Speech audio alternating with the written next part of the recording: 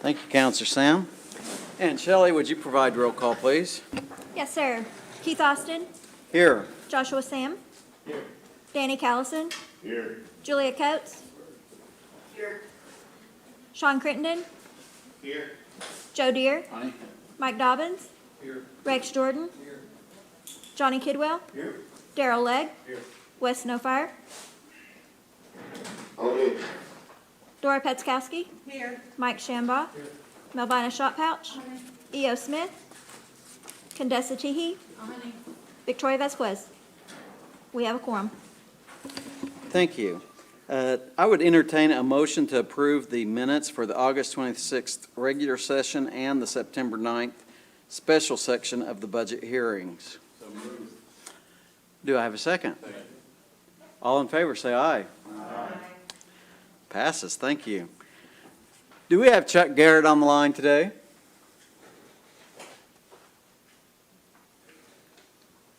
Yes, sir. Excellent. Well, bring us up to date, Mr. Garrett. All righty, thank you for the opportunity to give the report today. I'm very, very proud of the team, the work that's being done. As you've seen in the packet that you still received, the financial performance has been outstanding. We are on a record-breaking pace, and today being the last day of the fiscal year, expect that this year will be a record-setting year on the federal contracting side and a strong recovery year on the gaming side. If there are any questions on the financial piece of our report, I'd be happy to answer those questions and wait till the end. I did want to address some COVID-related issues that I just wanted to bring the council up to date on. Okay. You need to put a little foil on your antenna, apparently. We're having an awfully hard time getting your signal. But it's real, it cuts out a lot. So I don't know if we can do anything about that, but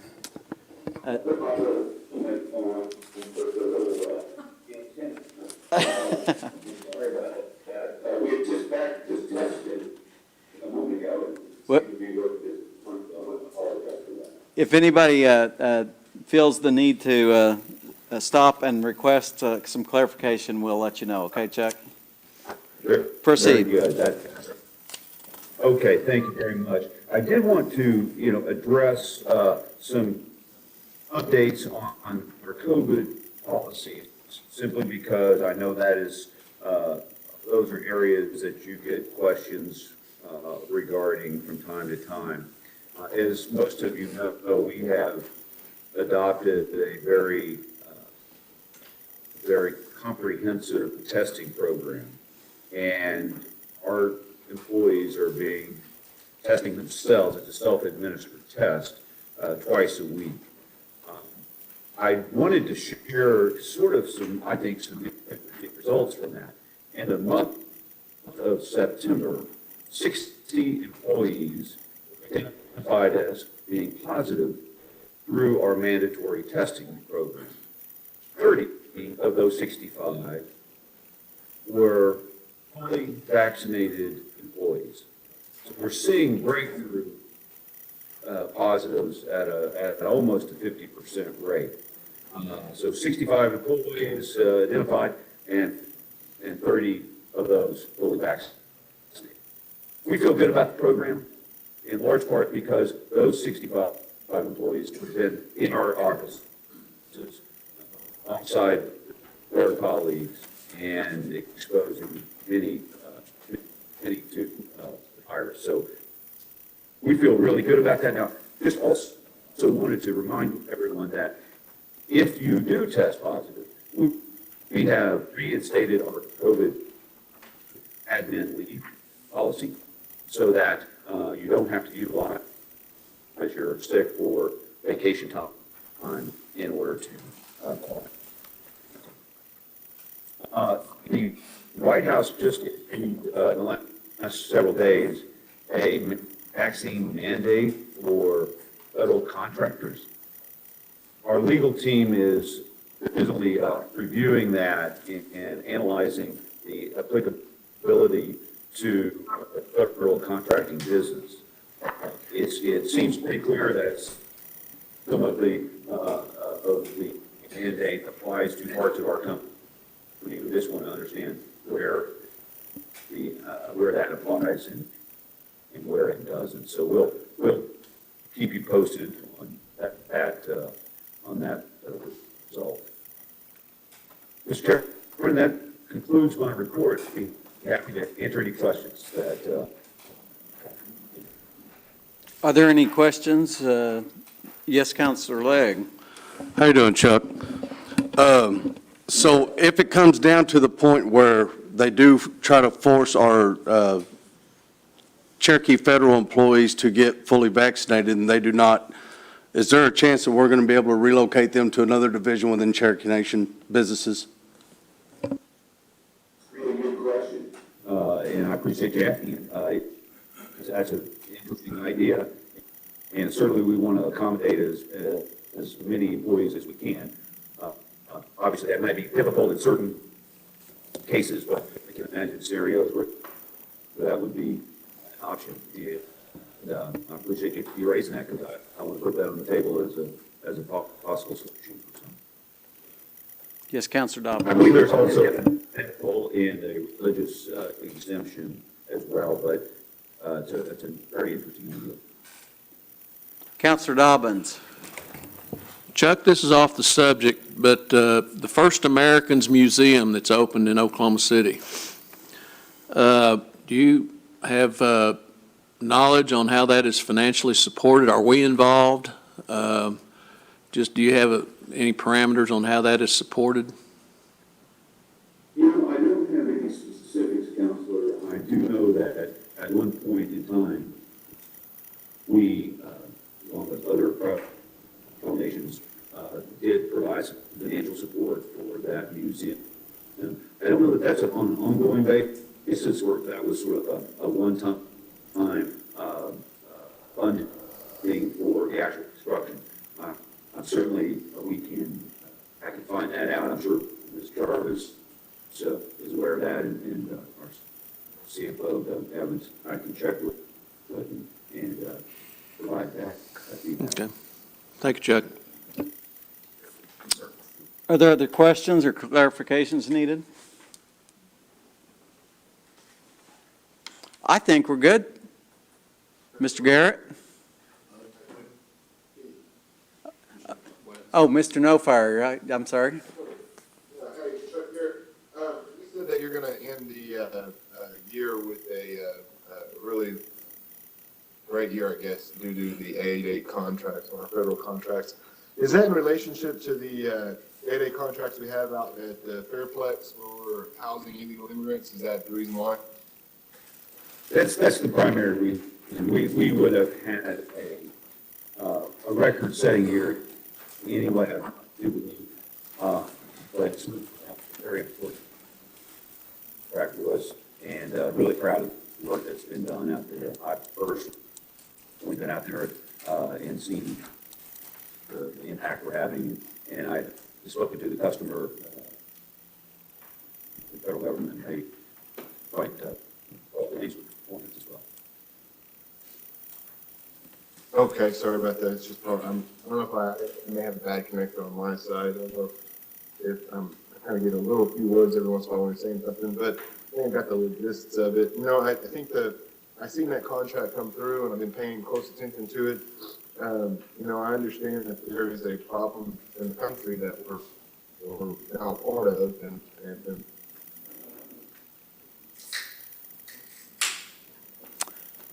Wes, you're froze a up. couple months ago about well, I guess I'll just have to ask the question a little later, but what I was trying to get to on this 8A contract is, you know, how are we advertising these jobs for our citizens back here going out there? And then on top of it, you know, we're getting paid to house and take care of, you know, minors, but yet we have a large influx of homelessness and problems that are coming back here.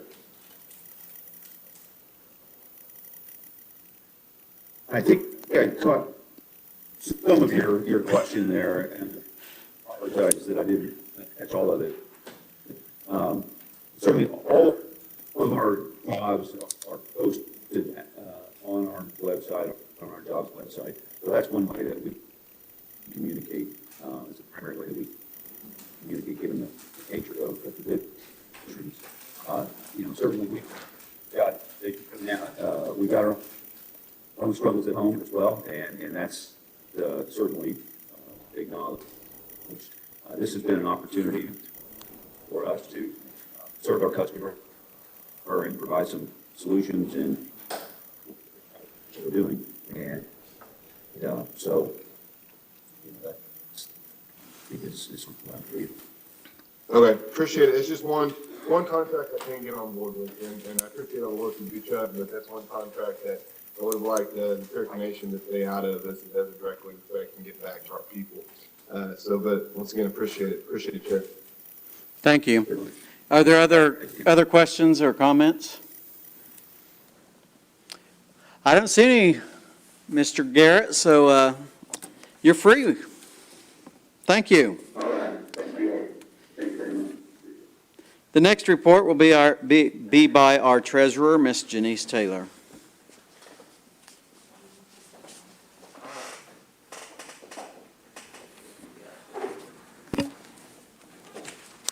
Good afternoon. Good afternoon. You guys should have had a copy of our report in your packets, and I'll take any questions from that. If I don't know the answers, I'll take them back with me. I did want to give you an update on the clothing stipends that we have processed, and also on the individual assistance payments. On the clothing, we've done 41,162 payments on that. On the individual assistance, right now, we've done 291,376, with another almost 1,200 that are going out today.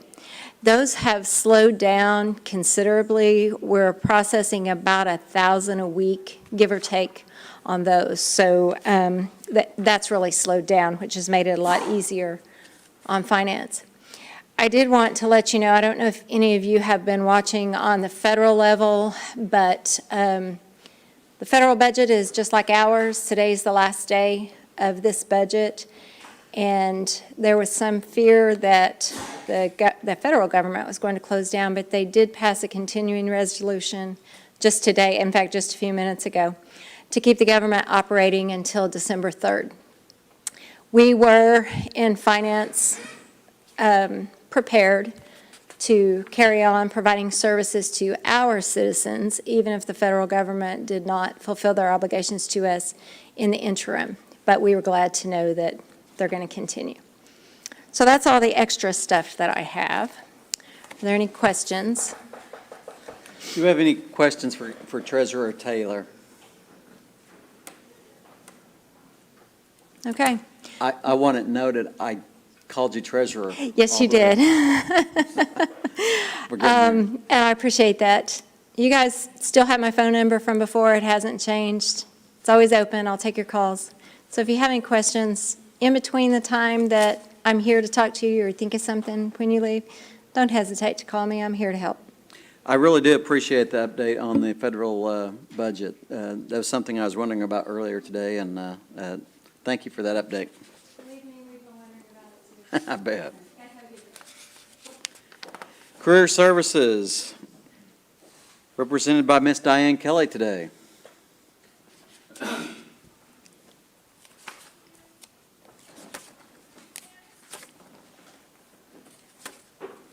Hi, Diane. Hello, how are you? Good. You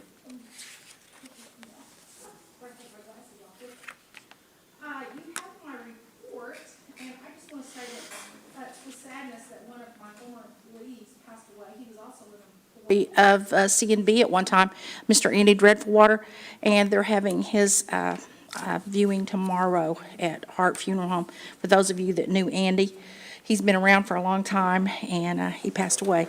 We're very sad. We had a meeting with Mid-America Industrial Park last week.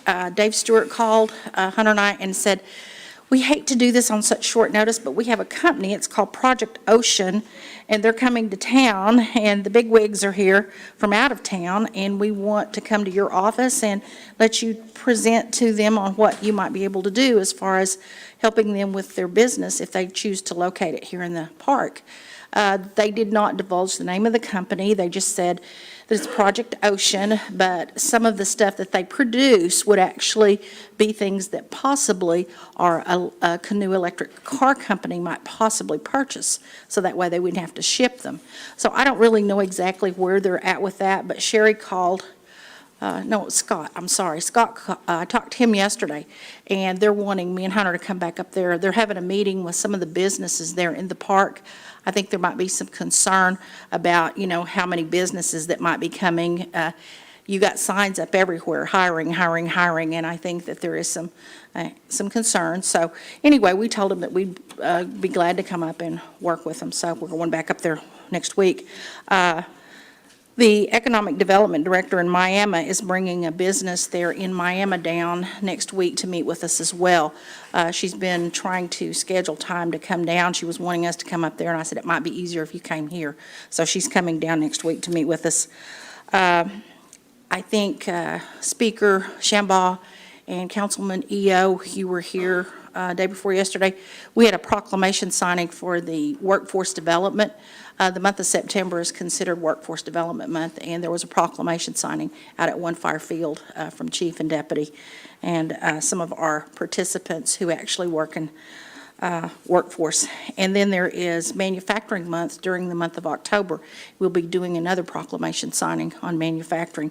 And one of the things that we've done in the past is we've taken information around to the businesses that we have OJT contracts with and some of the Indian-owned businesses in the area, and our job development staff go out and take some things out there to them so that it reminds them that we're here to help them, whatever they need. And Brad Sams is in his job. He's working with our directors as an extension to our businesses from a customer service standpoint. So we hope that that will help us in terms of being able to deliver things so that these businesses won't think that we just worked with them when they first started up and then that we put them off to the side. We want to continue that relationship with them. So that was why we put him in place.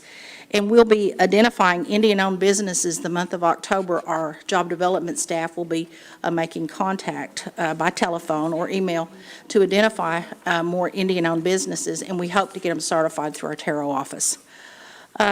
Apprenticeship, the State Apprenticeship Department met with us Tuesday. They're coming back to do some workshops with my job development staff. And the month of November and December, we're going to be working on trying to get apprenticeship out there for some of these businesses that may be interested as far as the career ladders go, to get people acclimated to coming in at a certain level and then eventually moving up the ladder.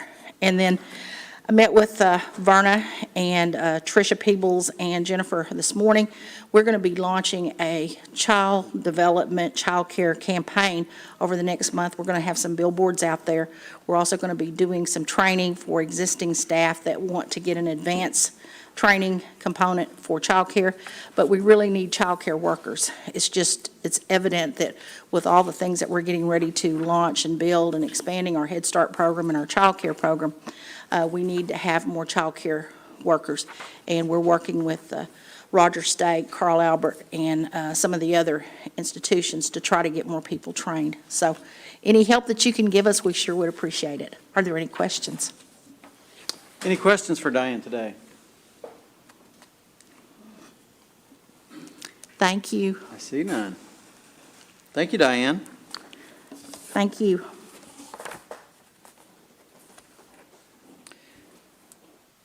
Representing Commerce will be Stephen, who will be pinch hitting for Anna today. I will be. Thank you. Anna sends her regrets that she can't be here. But you do have a copy of her report that she submitted.